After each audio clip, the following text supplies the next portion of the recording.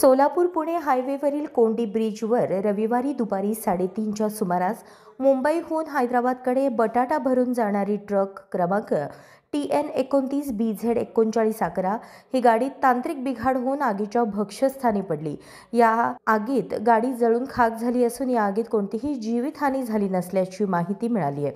दरम्यान सुरुवातीला प्रसंगावधान दाखवत चालकाने आग विझवण्यासाठी प्रयत्न केले, परंतु आगीने मोठा पेट घेतल्याने चिंचोळी औद्योगिक वसाहतीतील अग्निशमनच्या गाडीने आग विझवत मोठी हानी टाळली।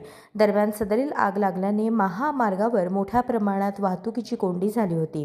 याचवेळी दुसऱ्या 2 वाहनांचाही अपघात होऊन कार आणि गाडीचे मोठे नुकसान झाले।